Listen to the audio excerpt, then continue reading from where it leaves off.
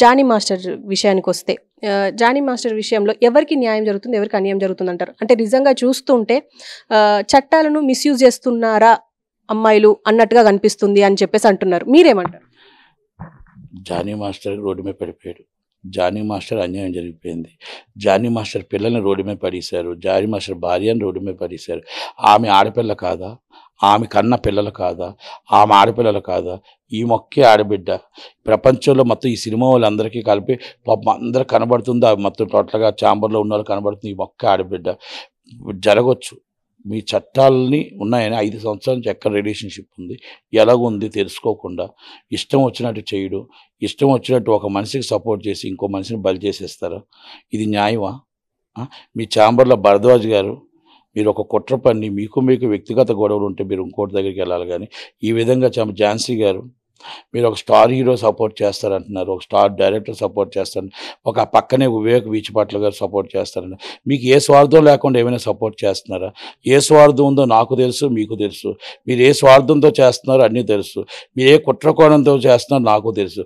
కాకపోతే ఏంటంటే ఎంతసేపు నేను మాట్లాడితే బాగోదు. మీలాంటి వాళ్ళు ఎవరైనా ప్రెస్ మీట్ పెడితే తాట తీసి మొత్తం టోటల్గా మన బండారం బయట పెడదామని చూస్తున్నాను, కానీ పెట్టట్లేదు ఎవరును.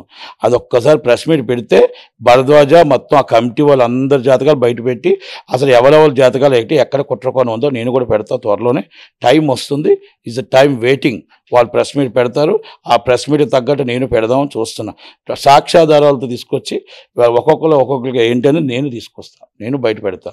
మీరు అన్నట్టుగా ఝాన్సీ గారు అన్నట్టుగా అంటే అల్లు అర్జున్ ఉన్నారు అండ్ ప్రొడ్యూసర్స్ కూడా పెద్దవాళ్ళే ఉన్నారు అని అన్నప్పుడు సుకుమార్ ఉన్నారు అని చెప్పేసి టాక్ వస్తుంది బయట. మీరేమంటారు? సుకుమార్ గారు ఉన్నారని అమ్మాయి కంప్లైంట్లు ఇచ్చింది.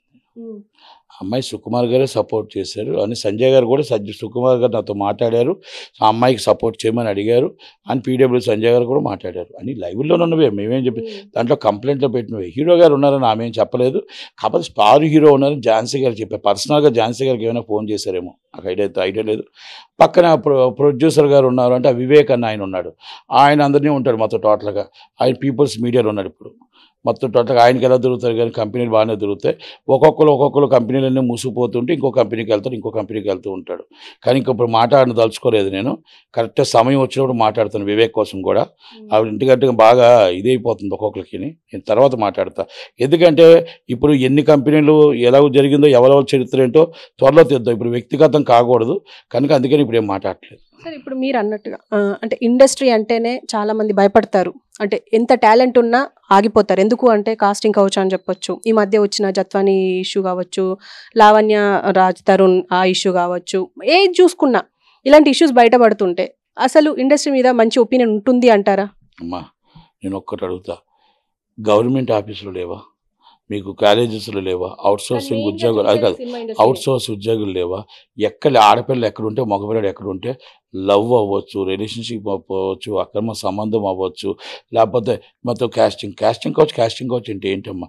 నీకు ఇష్టపడి నీకు పని కావాలని చెప్పి నీకు పని నీ స్వార్థం కోసం నీ జీవితం సర్వనాశనం చేసి వాడు ఏదో నిన్ను అడిగాడని చెప్పి వాడు నీ జీవితం పణంగా పెట్టి నువ్వు వాడితో మోసపోతే మోసం చేసేవాడు ఉంటాడు. మోసపోవడం నీ తప్పే కదా.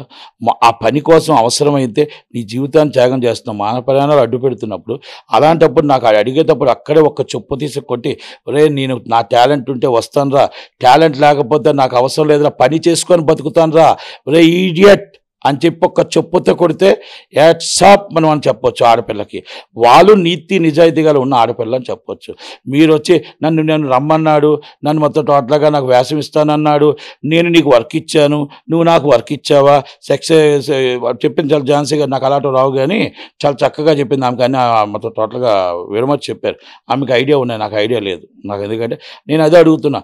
అలాంటివన్నీ కూడా ఆడపిల్లలు నీతి ఉంటే నిజాయితీ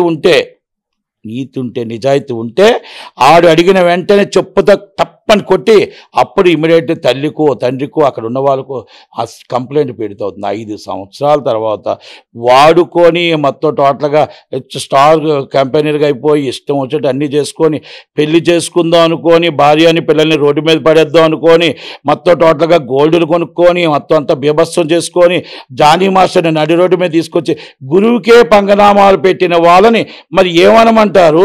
ఈ లావణ్య రాజధాని విషయాల్లో మరి 14 సంవత్సరాలు రిలేషన్ చెప్పేది రోడ్డు రోడ్డు మీదకి వస్తే వాళ్ళనేమంటారు?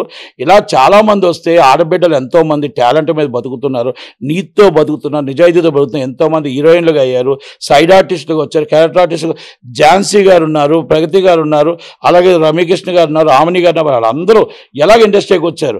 మరి ఇండస్ట్రీ అందరినీ కూడా అలాంటి వాళ్ళతో కడతామా? అలాంటి వాళ్ళతో అంటామా?